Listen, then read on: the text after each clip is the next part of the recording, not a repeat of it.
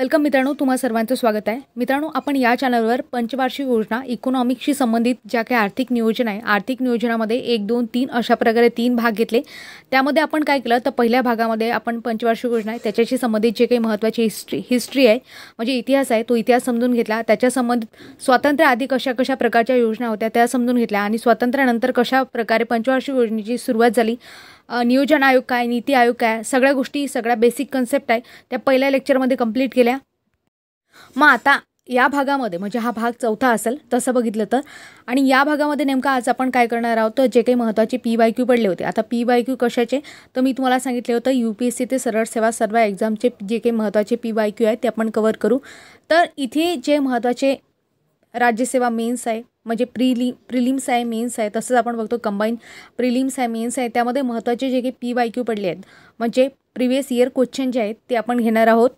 मग प्रश्न असा आहे की राज्यसभेचे प्रश्न आहेत किंवा कंबाईनला पडलेले प्रश्न आहेत, UPSCला पडलेले प्रश्न आहेत किंवा वेगळा एक्झाम आहे, क्लरिकल एक्झाम आहे त्यामध्ये पडलेले जे काही प्रश्न असतील, मग कुठली एक्झाम असो कुठल्या एक्झाममध्ये पडलेले जे प्रश्न आहेत ते प्रश्न सर्व परीक्षांसाठी महत्त्वाचे आहेत। कारण की आपल्याला बेसिक कन्सेप्ट ज्या पंचवार्षिक योजना आहेत त्या आपल्याला समजल्या का, त्याच जर समजल्या असेल तर आपल्याला कुठल्याही प्रकारचा प्रश्न सोडवता येतो। कारण आपण बेसिक टू डीप अशा प्रकारे पूर्ण कन्सेप्ट क्लिअर केलेले आहेत। एक गोष्ट महत्त्वाची ती म्हणजे लक्षात घ्या की आपला कन्सेप्ट किंवा आपला भाग आपला टॉपिक किती कव्हर झाला म्हणजे जेणेकरून आपल्याला प्रश्नाची उत्तरे देता येतात का ते ॲनालिसिस तुम्ही इथे करू शकता। मग प्रश्न कोणत्याही परीक्षेचा असो तर प्रश्न सोडवणं महत्त्वाचं आहे, त्याचं उत्तर टॅकल करणं महत्त्वाचं आहे, कशा प्रकारे अप्रोच असतात, कशा प्रकारे ट्रिक वगैरे असतात त्या सगळ्या गोष्टी आपण इथे डिस्कस करणार आहोत। आणि यासोबतच बऱ्याच वेळा काय होते आपल्याकडे प्रश्नाचं म्हणजे प्रश्न आपल्याला माहिती नसतो कशामधून पडला काय पडला, स्टेटमेंटसुद्धा माहिती नसते किंवा वाचनातसुद्धा नसते आलं तरीसुद्धा एखाद्या वेळेस प्रश्न माहिती नसताना आपण कशा प्रकारे टॅकल करू शकतो ही सुद्धा ट्रिक आणि बाकीच्यासुद्धा गोष्टी आहेत त्यासुद्धा मी तुम्हाला इथे सांगणार आहे। तर बघा महत्त्वाची गोष्ट की प्रश्न कसाही असो कोणत्याही परीक्षेचा असो अजिबात घाबरू नका, मी तुम्हाला प्रत्येक गोष्ट क्लिअर करेल। हे जे प्रश्न आहेत ते तुम्हाला अगदी सोपे वाटायला लागते जेव्हा तुम्ही ॲनालिसिस आणि मागचे जे लेक्चर आहेत 3 लेक्चर पंचवार्षिक योजना हा टॉपिक सगळ्यात महत्त्वाचा आहे। कोणतीही एक्झाम द्या तुम्हाला कोणत्याही एक्झाममध्ये महत्त्वाचा आहे। चला तर मग आता प्रश्न सोडूया। पहिला प्रश्न आपला महत्त्वाचा तो म्हणजे राज्यसेवा मुख्य 2013चा आहे। प्रश्न खूप जुना जरी असला तरी त्यातून आपल्याला काय घ्यायची असते, माहिती गोळा करायची असते, कारण कधीही माहिती पुढच्या समोरच्या एक्झाममध्ये कामात पडेल हे सांगता येत नाही। बघा प्रश्नाकडे नीट लक्ष द्या। प्रश्न आहे भारताच्या 10व्या पंचवार्षिक योजनेमध्ये कोणते लक्ष्य निश्चित केले नव्हते। प्रश्न निगेटिव्ह सेन्समध्ये विचारला आहे, नव्हते विचारलेला आहे। राज्यसेवा मुख्य 2013चा हा प्रश्न आहे। आता ऑप्शन पाहू, डबल ऑप्शन दिलेले आहेत। तर पहिले स्टेटमेंटमध्ये काय सांगतात ते पाहू, नंतर ऑप्शन पाहू। तर स्टेटमेंट आहे दारिद्र्यात घट, ब आहे सहकारास प्रोत्साहन, क आहे वृद्धी दर आणि रोजगारात वाढ आणि ड आहे प्राथमिक शिक्षणाचे सार्वत्रिकरण। मी जेव्हा तुम्हाला पंचवार्षिक योजना शिकवल्या होत्या त्यामध्ये सांगितली होती 10वी पंचवार्षिक योजना आपण बघितली होती की 2002 ते 2007 या दरम्यान ती राबवण्यात आली होती। आणि महत्त्वाची गोष्ट म्हणजे हे सुद्धा सांगितलं होतं योजनेचे नाव आहे त्यावर प्रश्न विचारले जातात, म्हणजे योजनेचं नाव तर तुम्हाला माहिती पाहिजे, इयर आणि योजनेचं नाव। तर या योजनेचं नाव काय होतं, शिक्षण योजना आणि लोकांची योजना। आता साहजिक गोष्ट इथे शिक्षण योजना होती, आता शिक्षणाशी संबंधित जे काही असतील किंवा तत्त्व जे असतील त्यामध्ये येणारच आहेत। म्हणजे आता शिक्षण आलं, फक्त मी तुम्हाला योजनेचं नावच सांगितलं तर यावरून तुम्ही काय काय एलिमिनेट करू शकता, म्हणजे बेसिक गोष्टी किती कन्सेप्ट माहिती असणं किती गरजेचं आहे हे इथे तुम्हाला समजते। की इथे काय प्रश्न विचारला आहे की भारताच्या 10व्या पंचवार्षिक योजनेमध्ये कोणते लक्ष्य निश्चित केले नव्हते। मग नव्हते तर आम्ही तर बघितलं की ही तर योजना शिक्षणाशी संबंधित आहेत, कारण योजनेचं नावच शिक्षण योजना आणि लोकांची योजना आहे, मग शिक्षणाशी संबंधित गोष्टी यामध्ये येणार नाहीत। मग ड ऑप्शन आपला एलिमिनेट होते आणि जसं आपण ड ऑप्शन एलिमिनेट करतो तसा तिसरा आणि चौथा पर्याय आपला कटून जातो, म्हणजे तो एलिमिनेट होऊन जातो। मग आता साधारण गोष्ट आपल्याला माहिती आहे 50-50मध्ये आलो, एक तर पहिलं ऑप्शन असणार आहे किंवा दुसरं ऑप्शन असणार आहे। मग पहिलं ऑप्शन आपण पाहू आणि दुसरं ऑप्शन पाहू, यामधलं काय बरोबर आहे काय चुकीचं आहे त्या गोष्टी आपल्याला समजून घ्यायच्या आहेत। तर दारिद्र्यात घट आणि सहकारास प्रोत्साहन, तर यामध्ये लक्षात घ्या की दारिद्र्यात घट केल्या गेली होती, कारण सर्व पंचवार्षिक योजनेमध्ये आपण बघतो की दारिद्र्यात घट करणे या उद्देशाने, बेरोजगारी कमी करणे, रोजगार पुरवणे या उद्देशानेच ह्या पंचवार्षिक योजना प्रामुख्याने राबवल्या होत्या। तर यामध्ये दारिद्र्यात घट झाली, मात्र दारिद्र्य रेषेखाली लोकसंख्येत घट नाही झाली, परंतु दारिद्र्यात घट झाली, हे स्टेटमेंट काय बरोबर आहे। म्हणजे उरलं काय तर ब ऑप्शन, ब मध्ये काय सहकारास प्रोत्साहन, म्हणून ऑप्शन क्रमांक 2 हे आपल्या प्रश्नाचं बरोबर उत्तर होईल।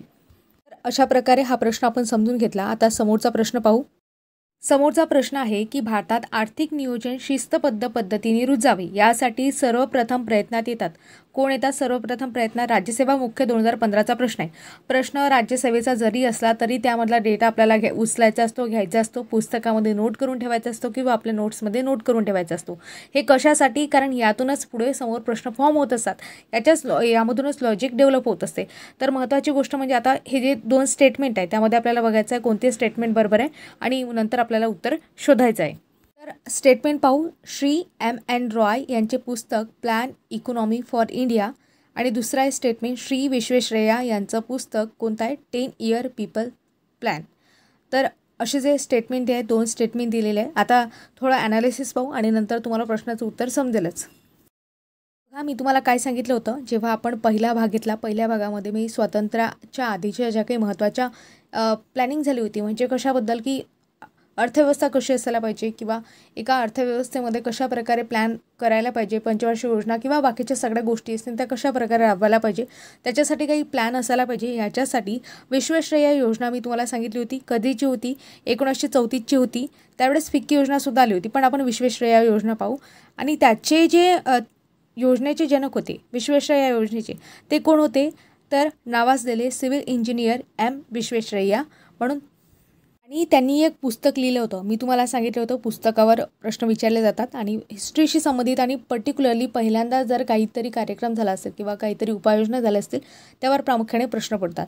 तर त्यांचं पुस्तक कोणतं होतं? Plan economy for India. म्हणजे कशाप्रकारे इकॉनॉमी आपली जे अर्थव्यवस्था आहे ते कशाप्रकारे चालेल, कशाप्रकारे प्लॅन असतील समोर, काय कशावर भर देण्यात येईल, ह्या सगळ्या गोष्टी ज्या आहेत त्या विश्वेश्वरैया यांनी त्यांच्या पुस्तकामध्ये मांडल्या होत्या.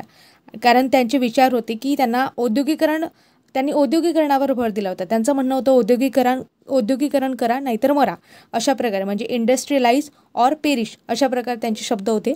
तर त्यांचे विचार त्यांनी प्लॅन इकॉनॉमी फॉर इंडिया या पुस्तकामध्ये मांडले होते. म्हणजे इथे तर उलटं दिलं आहे. तर आपण बघतो श्री M.N. रॉय आहेत. आता M.N. रॉयबद्दल मी तुम्हाला सांगितलं होतं त्यांची एक योजना होती म्हणजे मार्क्सवादी समाजवाद त्यांच्या डोक्यामध्ये होता. तर आपण बघतो त्यांची योजना होती पीपल्स प्लॅन. मग हे सुद्धा काय केलं आहे इथे योजनांची उलटापलट केली आहे. म्हणजे M.N. रॉय यांचं पुस्तक कोणतं होतं तर 10 इयर पीपल्स प्लॅन होतं आणि श्री विश्वेश्वरैया यांचं पुस्तक कोणतं होतं? Plan economy for India. अशा प्रकारे पुस्तकांची अदलाबदल केली आहे. आयोगाने इथे फसवलं आहे. म्हणूनच यामध्ये आपण ऑप्शन जर बघितलं, ऑप्शनमध्ये केवळ A, केवळ B, दोन्ही आणि एकही नाही. तर आपलं उत्तर काय येणार आहे? एकही नाही. कारण इथे प्रश्नामध्ये काय केलं आहे? पुस्तकांची अदलाबदल केली आहे. कारण त्यांचा प्रश्न बरोबर आहे, नीट आहे की प्रश्न शिस्तबद्ध म्हणजे आर्थिक नियोजन शिस्तबद्ध पद्धतीने रुजावे यासाठी सर्वप्रथम प्रयत्न येतात. विश्वेश्वरैया यांचं प्लॅन इकॉनॉमी फॉर इंडिया आणि श्री M.N. रॉय यांचे पुस्तक 10 इयर पीपल्स प्लॅन असं पाहिजे होतं, परंतु तसं नाही. अदलाबदल केल्यामुळे ऑप्शन क्रमांक 4 एकही नाही हे याचं बरोबर उत्तर होईल. आता समोरचा प्रश्न पाहू. समोरचा प्रश्न आहे भारतात नियोजन अयशस्वी होण्याची प्रमुख 3 कारणे कोणती? आता साधारण गोष्ट यांनी प्रमुख 3 कारणे सांगितले आहे आणि ऑप्शनमध्ये सुद्धा 3-3च ऑप्शन दिलेले आहेत. म्हणजे जास्त डोकं लावण्याची गरज नाही. राज्यसेवा मुख्य 2014चा प्रश्न आहे. तर प्रश्न पाहू, स्टेटमेंट काय सांगतात ते पाहू आणि नंतर उत्तर देण्याचा प्रयत्न करू. तर स्टेटमेंटमध्ये सांगलं आहे, पहिलं स्टेटमेंट आहे सार्वजनिक क्षेत्रातील अकार्यक्षम उत्पादन. ठीक आहे. दुसरं स्टेटमेंट पाहू. दुसरं स्टेटमेंट सांगते व्यावसायिक संरचनेत न झालेला बदल. तिसरं स्टेटमेंट आहे दारिद्र्य निर्मूलनातील अपयश आणि चौथं स्टेटमेंट आहे महालनोबिस प्रतिमानाचा अयोग्य वापर. तर एक गोष्ट लक्षात घ्या, मी तुम्हाला सांगितलं आहे की पंचवार्षिक योजना ज्या आहेत त्या कशासाठी राबवण्यात आल्या. एक प्लॅन इकॉनॉमी कशासाठी ही करण्यात आली म्हणजे तर पंचवार्षिक योजनेच्या माध्यमातून आपण काय करणार होतो? बेरोजगारी आहे, रोजगार आहे, म्हणजे बेरोजगारी कमी करणे, रोजगार पुरवणे, दारिद्र्य रेषेतील जे काही लोक आहेत त्यांचं उत्पन्न वाढवणे, दरडोई उत्पन्न वाढवणे. कारण प्रत्येक माणसाचं जर उत्पन्न वाढलं तर आपण बघतो मनुष्याचं जर म्हणजे मानवी जीवनाचं जर मूल्य वाढलं तर त्यामध्ये काय होईल तर कुठेतरी एक राष्ट्रीय पातळीवर सुद्धा त्यांचं उत्पादन वाढेल. त्याच्यानंतर राष्ट्रीय पातळीवर सुद्धा इकॉनॉमी डेव्हलप होईल. तर दारिद्र्य निर्मूलन करणं हे सगळ्यात महत्त्वाचा घटक होता पंचवार्षिक योजनेमध्ये. दारिद्र्य निर्मूलन केलं आणि दारिद्र्य निर्मूलन झालं सुद्धा, परंतु पूर्णपणे नाही होऊ शकलं. म्हणजे काही अंशिती झालं. म्हणजे त्यामध्ये अपयश आलं का? नाही, अपयश नाही आलं. तर कारण आम्ही काही ना काहीतरी प्राप्त केलं. परंतु एक गोष्ट लक्षात घ्या, हे स्टेटमेंट खूप महत्त्वाचं आहे. समोरचं मी सांगते ते की दारिद्र्य निर्मूलनामध्ये घट झाली परंतु दारिद्र्य रेषेखाली लोकसंख्या कमी झाली नाही, कारण लोकसंख्या काय होती, दिवसेंदिवस वाढत होती. म्हणून हे स्टेटमेंट खूप महत्त्वाचं आहे. तर आता इथे ऑप्शन बघितले तर त्यामध्ये आपल्याला समजते की सार्वजनिक क्षेत्रातील अकार्यक्षम उत्पादन आहे, हे सुद्धा याचं कारण होऊ शकते. या प्रश्नामध्ये जो प्रश्न विचारला आहे, नियोजन अयशस्वी का झालं त्यामध्ये. नंतर व्यावसायिक संरचनेत झालेला बदल, तो सुद्धा त्याचं कारण होऊ शकते. आणि महालनोबिस प्रतिमानाचा अयोग्य वापर, असे तिन्ही स्टेटमेंट याचं उत्तर होऊ शकते. परंतु क स्टेटमेंट याचं उत्तर एकदम परफेक्ट उत्तर होणार नाही, उत्तर होऊ शकते. चा महत्त्वाचा प्रश्न आहे, सामाजिक आर्थिक व लिंग सबलीकरण ही स्त्रियांच्या सबलीकरणाची त्रिसूत्री योजना कोणत्या पंचवार्षिक योजनेत स्वीकारण्यात आली. मी तुम्हाला खूप म्हणजे आवर्जून सांगितले होते या सगळ्या गोष्टी. राज्यसेवा मुख्य 2016चा प्रश्न आहे. पंचवार्षिक योजनेबद्दल मी तुम्हाला सांगितलं होतं. शिक्षण आणि लोकांची योजना आहे. शिक्षणासाठी प्रयत्न करण्यात आले, तसेच लोकांचं कल्याण होण्यासाठी प्रयत्न करण्यात आले. प्रामुख्याने महिलांचं सबलीकरण आहे. मग कोणकोणत्या बाबतीत, ते सामाजिक बाबतीत आहे, आर्थिक बाबतीत आहे, लैंगिक बाबतीत आहे, यामध्ये सबलीकरण करण्यासाठी विशेष प्रयत्न केले 10व्या पंचवार्षिक योजनेत. आता 10व्या पंचवार्षिक योजनेचा कालावधी काय हे तुम्ही कमेंट बॉक्समध्ये सांगण्याचा प्रयत्न करा, कारण पहिल्या प्रश्नामध्ये मी तुम्हाला समजून सांगितलं. आणखी डिटेल आपण बघायचं झालं तर मी तुम्हाला सांगितलं होतं की 10व्या पंचवार्षिक योजनेमध्ये वंदे मातरम योजना आहे, म्हणजे गरोदर मातांची तपासणी किंवा आरोग्य सेवा देण्यासंदर्भात ती शासकीय योजना आहे. 9 फेब्रुवारी 2004 पासून ती सुरू करण्यात आली होती. तसंच जननी सुरक्षा योजना आहे, आणि ही कशासाठी, संस्थात्मक जी काही प्रसूती आहे ते वाढवण्याच्या उद्देशानं 12 एप्रिल 2005 पासून सुरू करण्यात आली होती. नंतर आणखी महत्त्वाची गोष्ट म्हणजे राष्ट्रीय कामाच्या बदल्यात अन्न योजना. त्यावेळेस जे का अकुशल मजूर होते त्यांना अन्न सुरक्षा देण्याच्या उद्देशाने ती करण्यात आली होती. म्हणजे आर्थिक बघा, त्याच्यानंतर लैंगिक बघा, सामाजिक बघा, हे सगळ्या प्रकारचं संरक्षण किंवा त्यामध्ये सबलीकरण करण्यासाठी जी आहे ती महत्त्वाची योजना ठरते, ती म्हणजे 10वी पंचवार्षिक योजना.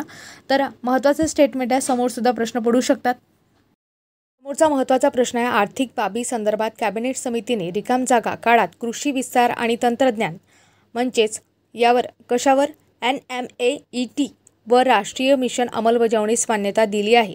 तर कोणत्या पंचवार्षिक योजनेमध्ये, मी तुम्हाला सांगितलं होतं 12व्या पंचवार्षिक योजनेमध्ये दिले आहे मान्यता. तर लक्षात ठेवा, ऑप्शन क्रमांक 4 हे याचं बरोबर उत्तर होईल. तर 12व्या पंचवार्षिक योजनेचा कालावधी काय होता, 2012 ते 2017 दरम्यान कालावधी होता, परंतु 2014 पर्यंतच 12वी पंचवार्षिक योजना चालली. त्याच्यानंतर त्याचं जे नाव आहे त्यावर प्रश्न विचारला जातो. ही 12व्या पंचवार्षिक योजनेबद्दल सांगायचं झालं, महत्त्वाची गोष्ट म्हणजे 2014 पर्यंतच ती योजना चालली, कारण त्याच्यानंतर ती चालू शकली नाही, कारण NDA सरकार सत्तेत आलं, म्हणजे BJP. त्यामध्ये आपण बघतो माननीय पंतप्रधान जे आहेत ते नरेंद्र मोदी हे झाले, आणि त्यांनी काय केलं, नियोजन आयोग होते, नियोजन आयोग पंचवार्षिक योजना राबवत होत्या. मग नियोजन आयोगाच्या ठिकाणी 1 जानेवारी 2015 पासून काय केलं तर नीती आयोगाची स्थापना केली, आणि त्याच्या नीती आयोगाचे अध्यक्ष कोण असतात हे तुम्ही मला कमेंट बॉक्समध्ये सांगायचा प्रयत्न करा. मी सांगितलेलं आहे. आता यामध्ये तुम्हाला ॲडिशनल प्रश्नसुद्धा विचारते.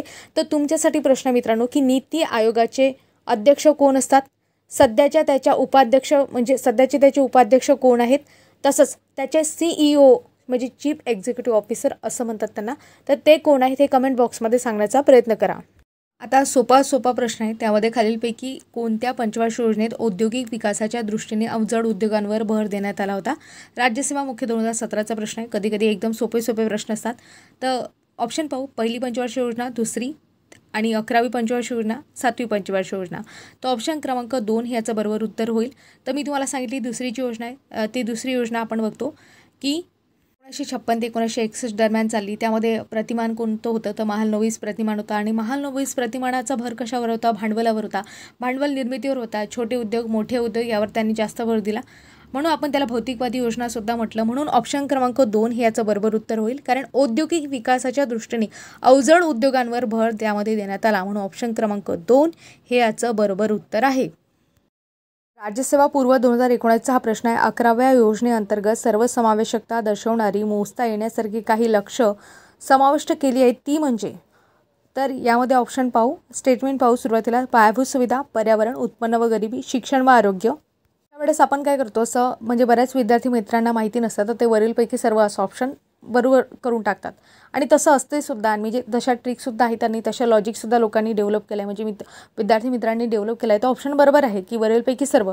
मग कधी वरीलपैकी सर्व ऑप्शन न देता अ, ब, क, ड असे पूर्ण ऑप्शन देतात. तसं मी तुम्हाला सांगितलं होतं 11वी पंचवार्षिक योजना आहे, त्यामध्ये एकूण सर्वसमावेशकता म्हणजे इन्क्लुझिव्ह डेव्हलपमेंट म्हणजेच काय, सर्व गोष्टींना सामावून घेणारी जी काही योजना असते त्याला आपण सर्वसमावेशक अशी गोष्ट म्हणतो किंवा योजना म्हणतो. तर सर्वसमावेशकता दर्शवणारी म्हणजे त्यामध्ये सर्व गोष्टी येतील. तर त्यामध्ये पायाभूत सुविधा, उत्पन्न व गरिबी, पर्यावरण, शिक्षण व आरोग्य या चारींचा समावेश होतो. या व्यतिरिक्त महत्त्वाची गोष्ट म्हणजे आर्थिक वाढ या घटकाचा सुद्धा यामध्ये समावेश होतो. तर तसं बघितलं तर ऑप्शन क्रमांक 2 यामध्ये सगळे जे काही ऑप्शन आहेत ते दिले आहेत अ, ब, क, ड, म्हणून ऑप्शन क्रमांक 2 हे याचं बरोबर उत्तर होईल. महत्त्वाची गोष्ट म्हणजे 11व्या आणि 12व्या पंचवार्षिक योजनेचं नाव आपल्याला माहितीच पाहिजे, त्याचं इयर माहिती पाहिजे. आता इयरमध्ये आपण बघतो 11वी पंचवार्षिक योजना आहे, त्याचं जे इयर आहे ते इयर आहे 2007 ते 2012 आणि 12व्या पंचवार्षिक योजनेचं 12 ते 17 ते तर मी तुम्हाला सांगितलं असतं. आता महत्त्वाची गोष्ट म्हणजे 11वी पंचवार्षिक योजना होती, त्यामध्ये त्याचं नाव काय होतं तर गतिशील आणि समावेशक विकास म्हणजे फास्टर अँड इन्क्लुसिव्ह ग्रोथ किंवा डेव्हलपमेंट आपण असं म्हणू शकतो. तर महत्त्वाची गोष्ट आहे. तर 12व्या पंचवार्षिक योजनेचं नाव काय होतं ते सुद्धा लक्षात घ्या. गतिशील, अधिक समावेशक आणि शाश्वत विकास, faster, more inclusive and sustainable development हे 12व्या पंचवार्षिक योजनेचं नाव होतं. अशा प्रकारे महत्त्वाच्या गोष्टी आहेत त्या आपण कव्हर केल्या. तर समोरचा प्रश्न पाहू. भारतात 8 अग्रगण्य उद्योगपतींनी 1950च्या दशकामध्ये म्हणजे तयार केलेल्या आर्थिक विकासाच्या योजनेस रिकाम जागा असे म्हणतात. STM-ACE 2014चा प्रश्न आहे. तर 1 लाईनर प्रश्न आहे आणि जे काही कंबाईन एक्झाम आहे प्रामुख्याने त्यामध्ये 1 लाईनर प्रश्न जास्त विचारले जातात. परंतु हा झाला मेन्सचा प्रश्न. परंतु कधी कधी काय होते की समजा प्रिलिम्स असते, राज्यसेवा जो काही प्रिलिम्स आहेत त्याच्यापेक्षा सुद्धा कंबाईन प्रिलिम्स कधी कधी कठीण आलेले आहेत. म्हणजे त्यामध्ये स्टेटमेंट नाही तर खूप सारी माहिती दिली होती आणि अशा वेळेस 1 तासाचा पेपर असतो आणि फास्टमध्ये आपल्याला तो काय करायचा असतो, कव्हर करायचा असतो. तर कधी कधी राज्यसेवेपेक्षा पण जास्त प्रश्न किंवा डीप किंवा माहिती किंवा कन्सेप्च्युअल किंवा ट्रिकी प्रश्न तिथे विचारले होते. म्हणून कंबाईन परीक्षा आहे किंवा राज्यसेवा आहे त्यामध्ये लिमिटेड टॉपिक आहे, लिमिटेड टॉपिकवर तर प्रश्न पडणारच आहेत जे महत्त्वाचे टॉपिक आहेत. परंतु या व्यतिरिक्त सुद्धा महत्त्वाच्या गोष्टी कव्हर करणं आपलं कर्तव्य असते. तर यामध्ये प्रश्न काय विचारला आहे तर बघा 1950च्या दशकात सांगितलं आहे. मी तुम्हाला सांगितलं होतं की बॉम्बे प्लॅन सांगितला होता. 8 अग्रगण्य उद्योगपती आहे त्यांनी तो बॉम्बे प्लॅन सुरू केला होता आणि त्यामध्ये डेटसुद्धा सांगितली होती 1944 आणि गांधी योजनासुद्धा सांगितली होती की ती 1944ला सुरू झाली. तर म्हणजे त्यावेळेस मी तुम्हाला गोष्ट सांगितली होती की पहिल्या भागामध्ये पंचवार्षिक योजनेचा तो भाग तुम्ही बघू शकता. मी तुम्हाला काय सांगितलं, बॉम्बे प्लॅन आहे 1944मध्ये झाला म्हणजे हा प्लॅन तयार करण्यात आला होता. तर इथे म्हणजे आयोगाने कसं फसवण्याचा प्रयत्न केला आहे तर इथे 1950चं दशक विचारलं आहे. म्हणजे आपल्याला समजायला पाहिजे की दशकामध्ये नेमकं म्हणजे 1940 ते 1950 दरम्यान ज्या काही घडामोडी घडल्या असतील त्या दशकामध्ये येतात. म्हणजे बॉम्बे प्लॅन आहे तो 1944चा आहे. म्हणजे अशा प्रकारे सुद्धा ट्रिकी प्रश्न विचारले जातात. मग अशा वेळेस आपली फसगत होऊ शकते. आपल्याला जर एकदम फॅक्च्युअल गोष्टी असतात त्या बऱ्याच विद्यार्थ्यांच्या लक्षातही राहतात, मग त्यामध्ये त्यांना माहिती असते 1944. परंतु कधी कधी घाईमध्ये परीक्षेमध्ये असं लॉजिक लागत नाही की 1950च्या दशकामध्ये दशक विचारलं आहे वगैरे असं. तर कधी कधी होत नाही, म्हणून लक्षात ठेवा असे सुद्धा प्रश्न विचारले आहेत. म्हणून याचं उत्तर काय होईल, ऑप्शन क्रमांक 1 बॉम्बे प्लॅन योजना किंवा बॉम्बे योजना आपण त्याला म्हणतो. तर हे याचं बरोबर उत्तर होईल. आता समोरचा जो प्रश्न आहे तो खूप फॅक्च्युअल आहे. STM-ACE 2014चा प्रश्न आहे. भारत देशाच्या पहिल्या पंचवार्षिक योजना काळात व्यापार तोलातील एकूण तूट किती होती. आता असे जे प्रश्न असतात ना बरेच विद्यार्थी मित्र काय करतात त्याच्यामध्ये एक स्वतःचं लॉजिक डेव्हलप करतात किंवा काहीतरी ट्रिक डेव्हलप करतात. त्या 100% लागतीलच अशा नाही, परंतु कधी कधी त्या गोष्टी काय होतात अप्लाय होतात आणि उत्तरंसुद्धा बरोबर येतात. मग त्यासाठी डीप ॲनालिसिस करतात. त्यामध्ये ऑप्शन आहे ऑप्शन क्रमांक 3 541.9 कोटी म्हणजे इतकी जी तूट होती ती तूट काय होती पहिल्या पंचवार्षिक योजनेच्या काळामध्ये व्यापार तोलातील तूट होती. तर हा फॅक्च्युअल प्रश्न आहे म्हणून याचं उत्तर जे आहे ते ऑप्शन क्रमांक 3 आहे. म्हणजे अशा वेळेस कधी कधी फॅक्च्युअल प्रश्नसुद्धा पडतात, परंतु यामध्ये जी तुम्हाला ट्रिक सांगेल किंवा त्या गोष्टी अप्लाय होतीलच असं नाही. तर आपापल्या ज्या काही सेन्सनी आहे ते उत्तरं इथे देऊ शकता. त्या खूप फॅक्च्युअल आहे आणि अशा वेळेस आपला हा डेटा माहितीच असणं अपेक्षित नसते. मग अशा वेळेस ट्रिक वगैरे जे असतात लॉजिक एक डेव्हलप केलेलं असते त्या लागू होतात. तर समोरचा प्रश्न पाहू. जुळव्यासाठी प्रश्न आहे. वनसेवा मुख्य 2017चा प्रश्न आहे. यामध्ये गट अ आणि गट ब अशा प्रकारे 2 भाग केला आहे. तर गट डावीकडे आपण बघतो पहिली पंचवार्षिक योजना, दुसरी, तिसरी आणि चौथी पंचवार्षिक योजना अशा प्रकारे 4 स्टेटमेंट दिले, ऑप्शन दिले आहेत. आणि गट ब मध्ये उजवीकडे आपण बघितलं तर योजना, अवकाश, हस्तक्षेप, कृषी व औद्योगिक विकास, मूलभूत व अवजड उद्योग, अन्नधान्य उत्पादनातील स्वयंपूर्णता अशा प्रकारे 4 ऑप्शन दिलेले आहेत. बघा मी तुम्हाला खूप वेळा सांगितलं आहे की दुसरी पंचवार्षिक योजना जर तुम्हाला माहिती असेल, महालनोबिस प्रतिमान, भौतिकवादी योजना, भांडवलावर भर, तर आपल्याला प्रश्नाचं उत्तर आपण कसं टॅकल करू शकतो. काही गोष्टी असतात. आता फिक्स माहिती आहे मला एकदम फिक्स माहिती आहे की दुसरी पंचवार्षिक योजना आहे त्यामध्ये मूलभूत व अवजड उद्योग आहेत. बाकीच्या याच्यात मी कन्फ्यूज होऊ शकते. तर बला म्हणजे तिसरी जोडी लागायला पाहिजे. म्हणून अशा वेळेस काय करायचं, एकदम फिक्स माहिती असते ते पकडायचं. मग ऑप्शन क्रमांक 2ला 3ची जोडी मी तुम्हाला सांगितली, म्हणून आपण बघतो 2ला 3 कुठे कुठे दिलं आहे ऑप्शनमध्ये, ते इथे बघा. तर 2ला 3 जे आहे ते दुसऱ्या आणि तिसऱ्या ऑप्शनमध्ये दिलं आहे, म्हणजे पहिला आणि चौथं ऑप्शन काय झालं, एलिमिनेट झालं. म्हणजे आता 50-50मध्ये आलो आहे आपण. आता अशा वेळेस आपला कसा होतं, टाईमसुद्धा वाचतो आणि पटापट अचूक उत्तर जे आहे ते सुद्धा आपल्याला देण्यासाठी काय होते, तर हेल्प होते. तर बघा, आता पहिली पंचवार्षिक योजना आणि तिसरी आणि चौथी पंचवार्षिक योजनाबद्दल आपल्याला बघायचं आहे. कधी कधी काय होते की आता ऑप्शनमधूनच आपण उत्तर काढू शकतो. आता आपल्याला समजलं की जे पहिली पंचवार्षिक योजना आहे त्याला चौथ्या नंबरची जोडी ऑलरेडी ऑप्शनमध्येच लागली आहे, म्हणजे इथे माझा वेळ खर्च होत होता तो सुद्धा वाचला आहे. की आता मला समजलं पहिली पंचवार्षिक योजना आहे अन्नधान्य उत्पन्नातील समान स्वयंपूर्णता, हे त्याला जोडी ऑप्शनमध्ये दिले आहे म्हणून मी याला टिक केलं. दुसरं जे आहे ते तर तुम्हाला सांगितलं माझ्या तिसऱ्या आणि चौथ्यामध्ये आपल्याला काय करायचं आहे, जोडी कंप्लीट करायची, म्हणजे आपलं उत्तर निघून जाईल. तिसऱ्या पंचवार्षिक योजनेमध्ये कृषी व औद्योगिक विकास या दोन्ही गोष्टीवर भर देण्यात आला होता. आणि चौथ्या पंचवार्षिक योजनेच्या आधी आपण बघतो योजना अवकाश हस्तक्षेप झाला होता. तर अशा प्रकारे मित्रांनो 4-3-2-1 आणि ही जी तुम्हाला ट्रिक सांगते ना, 4-3-2-1 प्रामुख्याने लागते, म्हणजे ही बऱ्याचशा जोड्यांमध्ये हीच ट्रिक आहे, वापरल्या जाते. अशा वेळेस कधी कधी वापरू शकता. आता तुम्हाला कोणत्याच प्रकारे काहीच नॉलेज नाही आणि अशा वेळेस तुम्ही वापरू शकता, परंतु सर्वच जोड्यांमध्ये ही लागेल असं सांगता येत नाही. तर आपापल्या जे काही रिस्कवर आहे, कशा प्रकारे रिस्क घ्यायची तर ते तुम्ही स्वतः ठरवू शकता. माइन प्रिलिम्स 2018चा हा प्रश्न आहे. तर भांडवली वस्तू उद्योग आणि पायाभूत उद्योगांच्या विकासावर भर देणारी दुसरी योजना खालीलपैकी कोणत्या प्रतिमानावर आधारली होती. आता एवढ्या वेळा सांगितल्या, आता तुमचं हे पाठच झालं असेल तर ऑप्शन न बघता सुद्धा तुम्ही तोंडी सांगू शकता महालनोबिस प्रतिमान. म्हणून ऑप्शन क्रमांक 4 हे याचं बरोबर उत्तर होईल. समोरचा प्रश्न पाहू. 12व्या पंचवार्षिक योजनेचा भर रिकाम जागा वर होता. टॅक्स असिस्टंट मेन्स 2018चा प्रश्न आहे. त्यामध्ये ऑप्शन पाहू. समावेशक म्हणजे गरिबी निर्मूलन, समावेशक म्हणजे गट समानता आणि प्रादेशिक समता, आणि उत्पन्न विषमतेवर प्रकाश झोत, आणि समावेशक म्हणजे सबलीकरण. अशा प्रकारे आपण बघतो ऑप्शन दिलेले आहेत. तर एक गोष्ट लक्षात घ्या, सर्व समावेशकता यामध्ये सगळ्या गोष्टी इन्क्लूड होतात. तर इथे जे तिन्ही ऑप्शन आहेत ते बरोबर आहे, म्हणून वरीलपैकी सर्व हे आपलं बरोबर उत्तर होईल. म्हणून ऑप्शन क्रमांक 4 हे याचं बरोबर उत्तर आहे, कारण वरील तिन्ही जे स्टेटमेंट आहे ते परिपूर्ण योग्य आहेत. पुढचा प्रश्न आहे. जनता पक्षाने पुढीलपैकी कोणत्या कालावधीसाठी 6वी पंचवार्षिक योजना जाहीर केली. टॅक्स असिस्टंट मेन्स 2018चा प्रश्न आहे. यामध्ये ऑप्शन आहे 1980 ते 85, 1969 ते 84, 1977 ते 82, 1978 ते 83. आता अशा वेळेस काय होतं, प्रश्नामध्ये आपण जर आपल्याला टाईमलाईन माहिती असेल तर डेट माहिती असेल योजनेच्या, आणि साधारण गोष्ट आहे, डेट एवढा काही कठीण आहे आणि सोपी आहे आणि लॉजिकल गोष्टी आहेत. तर यामध्ये आपल्याला डेट माहिती असले तर जनता पक्षाने कधी आणली होती योजना, आपण बघतो 78 ते 1980 दरम्यान काय होते, जनता पक्षाची जे काही वार्षिक योजना त्या चालल्या, आणि त्याला जनता पक्षाची 6वी पंचवार्षिक योजनासुद्धा म्हणतात. आता 6वी पंचवार्षिक योजना का, कारण 78 ते 83पर्यंत प्लॅनिंग होतं, परंतु 1980 पर्यंत त्या चालल्या, म्हणजे 78 ते 80पर्यंत. कारण नंतर मग परत काँग्रेस सरकार काय आलं, सत्तेत आलं, मग त्यांनी त्यांची पंचवार्षिक योजना आहे ती चालू ठेवली. म्हणून आपण बघतो ऑप्शन क्रमांक 3 याचं बरोबर उत्तर होईल. समोर आपण बघतो भारत देशामध्ये राज्यघटनेच्या कोणत्या दुरुस्तीनुसार विकेंद्रित नियोजनाला सुरुवात होऊन विकास योजना तयार करण्याची जबाबदारी आणि अधिकार पंचायतींना देण्यात आली. STI मेन्स 2014चा प्रश्न आहे. त्यामध्ये ऑप्शन पाहू. ऑप्शनमध्ये 64वी, 73वी, 74वी, 72वी व 74वी, म्हणजे काय चौथं स्टेटमेंट दिलं आहे. तर यामध्ये आपण बघतो की मित्रांनो, एक गोष्ट लक्षात घ्या, इथे पंचायतींना अधिकार देण्यात आला असा शब्द विचारला आहे, स्थानिक स्वराज्य संस्था नाही. स्थानिक स्वराज्य संस्थेमध्ये आपण बघतो की ग्रामीण स्थानिक स्वराज्य संस्था आणि शहरी स्थानिक स्वराज्य संस्था आहे. तर ग्रामीण स्थानिक स्वराज्य संस्था म्हणजे पंचायत राज संबंधित, तर त्यामध्ये प्रामुख्याने आपण बघतो 73वी घटना दुरुस्ती, आणि शहरी स्थानिक स्वराज्य संस्था आहे त्यांच्या बाबतीत 74वी घटना दुरुस्ती.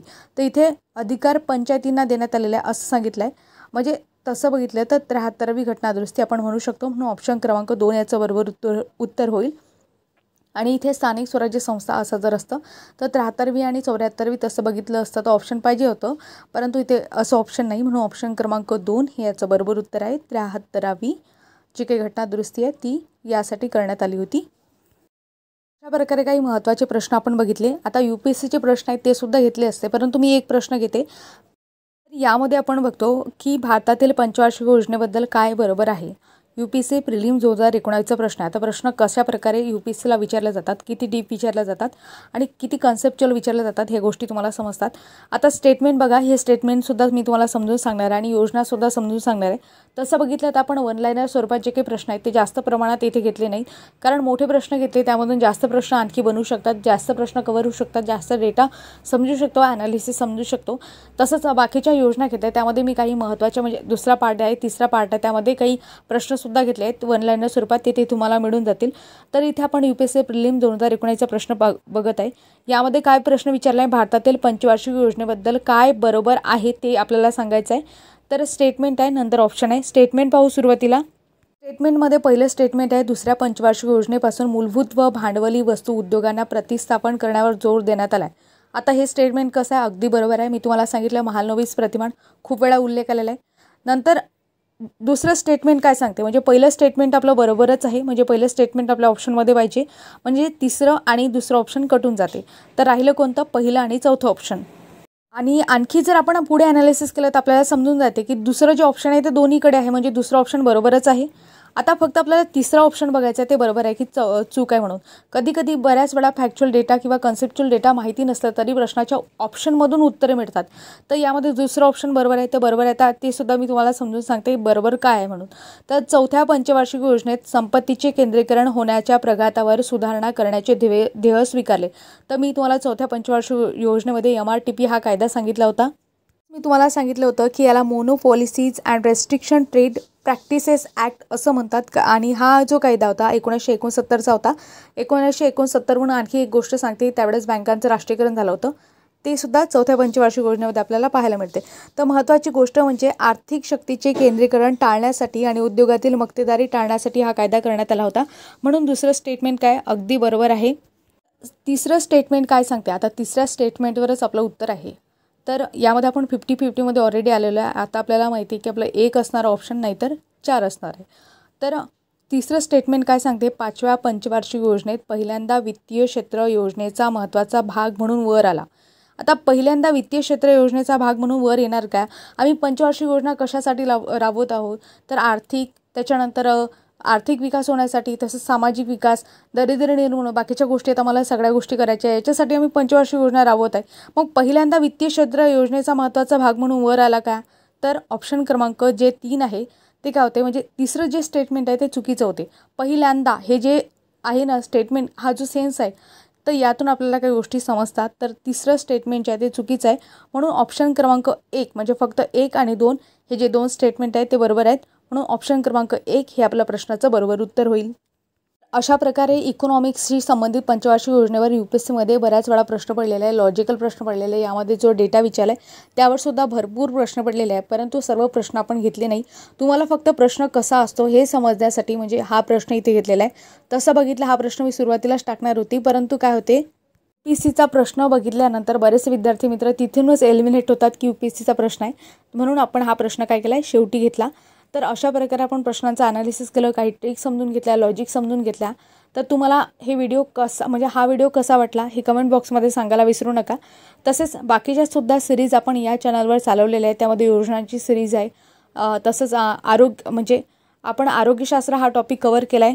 त्याशी संबंधित जे काही प्रश्न असतील ते सुद्धा आपण लवकरच अपलोड करू. त्याच्यानंतर आपल्याला वनस्पतीशास्त्र, केमिस्ट्री आहे, फिजिक्स आहे, ते कव्हर करायचं आहे.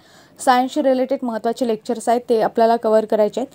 म्हणून आपण जो आहे सर्व भाग पूर्ण करण्यावर प्रयत्न करू, म्हणजे लवकरात लवकर, आणि आपल्याला जसा वेळ मिळाला आहे तशा वेळेचा सुद्धा आपण काय करू, उपभोग घेऊ. तर अशा प्रकारे हे लेक्चर कसं वाटलं हे कमेंट बॉक्समध्ये सांगायला विसरू नका. तसंच आपण बघतो या व्यतिरिक्त महत्त्वाच्या आणखी सुद्धा प्लेलिस्ट आहे, शॉर्ट्ससुद्धा आपण अपलोड करत असतो. त्यामधून सुद्धा तुम्हाला नॉलेजेबल आणि इंटरेस्टिंग आणि एक त्याला सॅटिस्फॅक्शन आपण म्हणू शकतो अशा गोष्टी तिथे अपलोड केलेल्या असतात. तिथे सुद्धा तुम्ही त्याचा उपभोग घेऊ शकता. तर अशा प्रकारे मित्रांनो, भेटूया पुढील भागामध्ये. तुमच्या कुठल्याही प्रकारच्या समस्या, क्वेरी, प्रश्न, कुठलीही गोष्ट असो तुम्ही बिंदासपणे कमेंटमध्ये सांगू शकता, कम्युनिटी सेक्शनमध्ये बोलू शकता. तर भेटूया अशाच अपडेटेड माहितीसह, नॉलेजेबल व्हिडिओसह पुढील भागामध्ये. तोपर्यंत तुम्हा सर्वांचे मनापासून आभार. धन्यवाद मित्रांनो.